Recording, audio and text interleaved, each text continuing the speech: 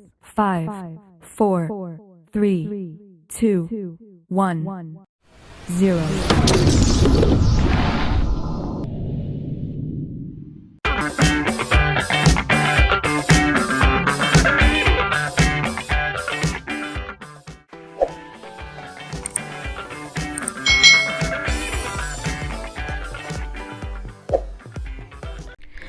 Hai, selamat datang di channel YouTube Kak Citra. Apa kabar adik-adik semuanya? Kak Citra berharap kalian dalam keadaan yang baik, sehat, dan siap untuk belajar. Hari ini kita masih belajar di tema 7, kebersamaan, subtema 4, kebersamaan di tempat wisata, pembelajaran yang kelima. Mari adik-adik yang hebat, kita belajar dengan penuh semangat ya. Nah adik-adik coba amati gambar berikut ini. Nah ini gambar Benny dan teman-temannya bermain bola tangan air adik-adik. Lalu bagaimana ya cara bermain bola tangan air ini? Nah di kebun binatang disediakan wahana bermain di air. Terdapat kolam untuk bermain bola tangan. Benny bermain bola tangan bersama teman-temannya. Benny melempar bola, Edo yang menangkap. Mereka sangat senang bermain di air. Nah adik-adik, di sini kita akan belajar mengenai bola tangan. Bola tangan ini sebenarnya hampir sama dengan sepak bola adik-adik. Kalau sepak bola itu bolanya ditendang, tapi kalau dalam bola tangan ini bolanya itu dilemparkan adik-adik. Nah, bola tangan merupakan olahraga dalam permainan yang dilakukan dengan beregu, di mana setiap regunya akan berjuang memasukkan suatu bola ke gawang lawan. Karena permainan ini tuh serupa dengan sepak bola yang pada umumnya, tetapi tekniknya itu menggunakan tangan. Bola tangan ini memiliki pemain 7 atau 4 pemain adik-adik satu regunya, dan tim dengan 7 peserta itu pemain inti termasuk kiper, dan terdapat juga pemain cadangan yang berguna untuk mengganti pemain inti jika pemain intinya ada yang cedera. Nah sistem olahraga ini ya, sistem olahraga bola tangan ini mirip dengan permainan sepak bola, namun terdapat beberapa perbedaan antara peraturan dan tekniknya, sehingga olahraga ini dapat menggunakan tangan dengan jumlah pemain yang sedikit. Kalau sepak bola kan tidak boleh menggunakan tangan ya adik-adik, kecuali waktu lemparan dalam. Nah adik-adik, kalau bola tangan ini tidak ditendang tapi melemparkan bolanya. Nah teknik dasar bola tangan itu kalian harus memiliki beberapa teknik nih, sehingga sangatlah penting bagi para pemain untuk mengetahui teknik dalam permainan tersebut. Yang pertama ada teknik mengoper menggunakan satu tangan. Nah teknik operan ini menggunakan satu tangan ya, memiliki tujuan terhadap teman satu tim supaya lawan itu terkecoh. Berikut ini adalah teknik operan menggunakan satu tangan. Yang pertama adalah operan samping. Nah ini adik-adik, operan samping kita itu badan harus sedikit miring dengan mengarah ke gawang, sehingga kedua lutut akan membentuk posisi seperti akan terbang dan pastikan mengarah ke samping. Itu operan samping. Lalu ada berikutnya operan membalik. Nah operan membalik ini adalah salah satu teknik dengan tujuan untuk mematikan bola dan mengarah ke gawang lawan dengan posisi tubuh harus sedikit membungkuk dan menyamping, sehingga saat melakukan passing akan mendapatkan serangan yang mematikan. Berikutnya adalah ada operan seperti lemparan lembing. Nah teknik operan ini hampir mirip dengan ketika melemparkan lembing, karena pemain harus mengambil posisi berdiri tegak, sehingga saat memegang bola dapat melakukan lemparan dengan sempurna. Yang kedua yang harus kita pahami adalah teknik menggiring bola adik-adik. Nah, teknik menggiring bola adalah salah satu teknik dasar seperti permainan sepak bola, hanya perbedaannya itu penggunaan kaki dan tangan. Nah, hal ini menjadi sangat penting untuk menentukan sebuah kemenangan. Teknik ini sangat dibutuhkan dalam latihan karena dapat melakukan teknik ini dengan baik akan membutuhkan tangan yang elastik adik-adik hingga tidak terjadi kecelakaan dalam bermain dan dapat memantulkan bola. Lalu teknik menembak ya, menembakkan bolanya adik-adik. Teknik menembak ini sangat berpengaruh loh adik-adik bagi tim karena hal ini dapat dengan akurat untuk melakukan yang namanya shooting dengan lemparan yang kuat. Nah, di bawah ini ada beberapa macam contoh menembak atau shooting pada bola tangan adik-adik ya. Tembakan dengan melompat ya. Nah, yang kedua tembakan dengan berdiri. Lalu ada tembakan the fall shoot ya, kalian bisa pahami nanti. Lalu ada tembakan menyamping, lalu ada the dive shoot ya, lalu ada tembakan membalik, lalu ada juga tembakan melayang. Nah, peraturan permainan bola tangan ini, setelah mengetahui beberapa penjelasan di atas, maka terapkan sedikit peraturan dalam permainan tersebut. Nah, berikut ini adalah peraturan dalam permainan bola tangan. Lamanya permainan ya, itu Regu Putra memiliki permainan sekitar 2 dikali 30 menit. Lalu 10 menitnya istirahat. Untuk permainan perempuan itu biasanya kalau dalam pertandingan itu 2 kali 20 menit, lalu 10 menitnya istirahat, atau bisa langsung 2 kali 15 menit tanpa waktu jeda atau tanpa waktu istirahat bagi pemainnya. Itu lama permainannya adik-adik ya, berbeda antara yang regu laki-laki dan regu perempuan. Peraturan permainan bola tangan adalah sebagai berikut ya. Yang tadi kita sudah pelajari, yang pertama lamanya permainan, lalu yang kedua adalah kalau terjadinya pelanggaran offside. Nah, permainan yang satu ini ada yang disebut pelanggaran offside. Nah, hal ini akan terjadi apabila regu dalam menguasai bola itu berada di daerah offside lebih dari pemain. Lalu bagaimana terjadinya gol? Nah, gol ini akan terjadi apabila permainan dapat dimulai dari titik atau lemparan permulaan. Nah, dalam permainan ini gol ini akan dinyatakan karena telah melewati garis gawang. Jadi bolanya sudah melewati garis gawang, itu baru dikatakan gol adik-adik. Nah, itu tadi ya cara memainkan bola tangan. Saat bermain bola tangan, Benny dan Edo bercakap-cakap dan ada kata sapaan dalam percakapan itu. Nah, misalnya nih adik-adik ya, di sini ada gambar Edo sedang bermain bola tangan dengan Benny. Benny berkata, "Edo, lempar bolanya ke aku." Nah, di sini ada kata sapaannya adalah Edo. Jadi Benny memanggil nama temannya ini dengan Edo. Lalu Edo menjawab, "Baik Benny, tangkap dengan benar ya." Nah, di sini ada kata sapaan yang diucapkan oleh Edo, yaitu kata sapaannya adalah Benny. "Baik, aku tangkap."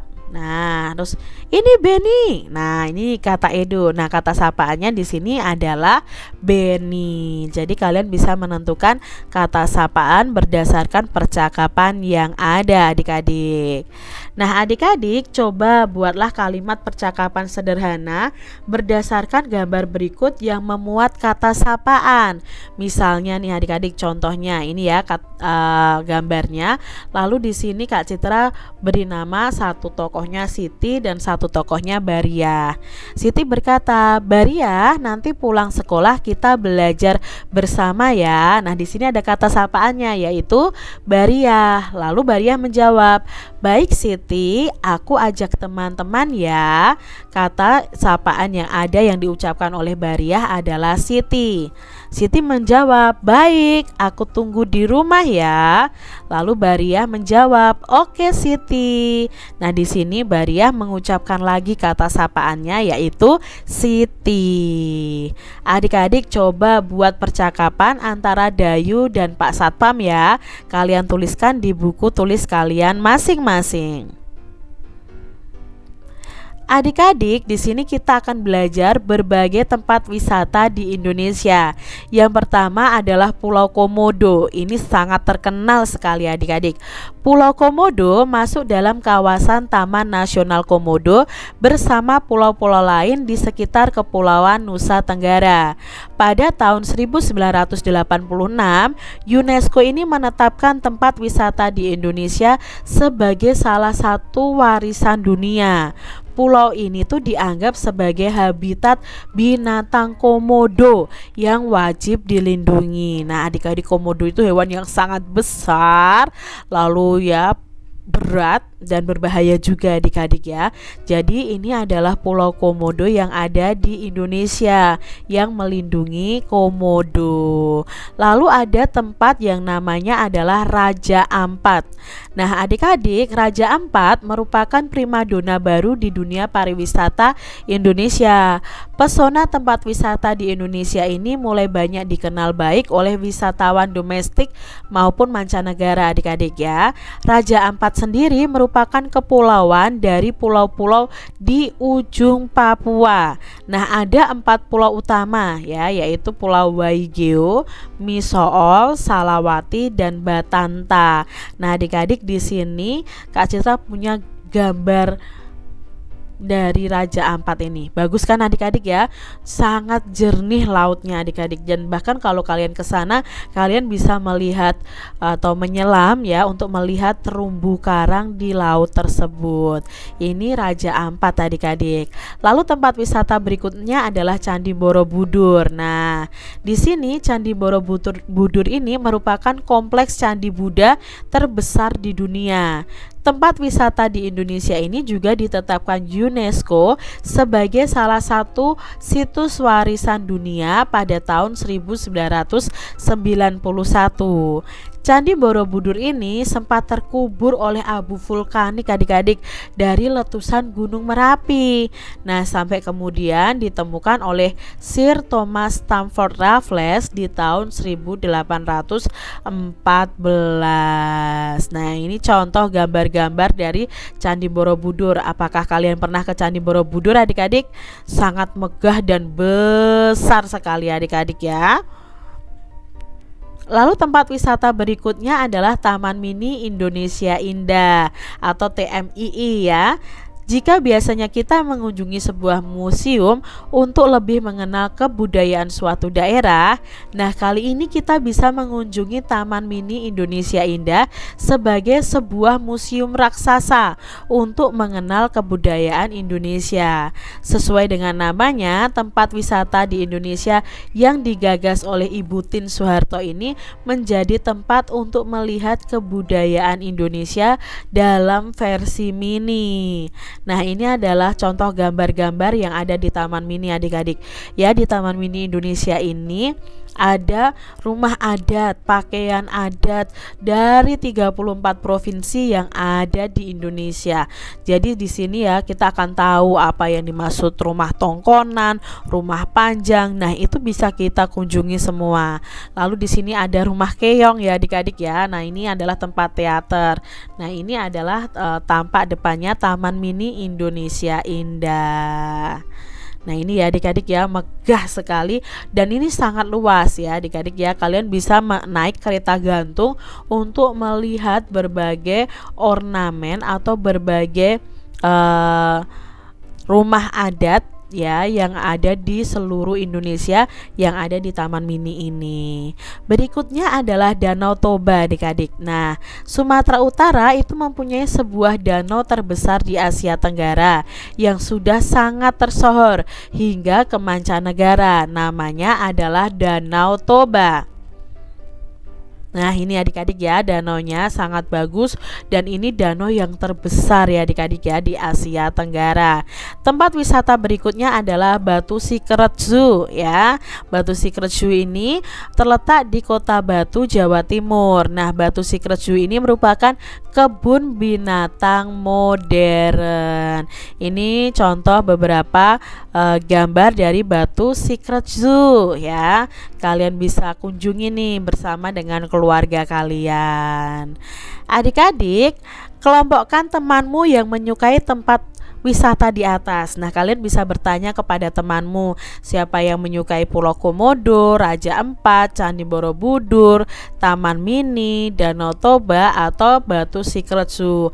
Nah, kalian bisa tuliskan totalnya di buku tulis kalian masing-masing. Adik-adik, saat liburan anak dan keluarganya itu sering berkunjung di tempat wisata. Nah, ada banyak tempat wisata di sekitar kita. Nah, tempat wisata di atas adalah beberapa contoh yang ada di Indonesia. Coba adik-adik jawab nih, tempat wisata mana saja yang pernah kamu kunjungi? Pasti masing-masing anak kan berbeda-beda ya. Tempat wisata apa saja yang terdapat di daerah kalian? Kalian sebutkan nih ya, kalian sebutkan tempat wisata apa saja sih yang ada di daerah kalian masing-masing. Lalu, tuliskan pengalamanmu ketika pergi ke tempat wisata tersebut. Pasti pengalamannya kan pengalaman yang menyenangkan. Nah, kalian bisa tuliskan dalam sebuah cerita. Bagaimana sikapmu terhadap teman yang memiliki kesukaan pergi ke tempat wisata yang berbeda dengan pilihanmu? Ya, kita harus tetap menghormati ya adik-adik ya, tidak boleh memaksakan kehendak kita supaya teman kita itu suka dengan tempat wisata kita. Itu tidak boleh adik-adik ya, karena kita harus toleransi kepada semuanya.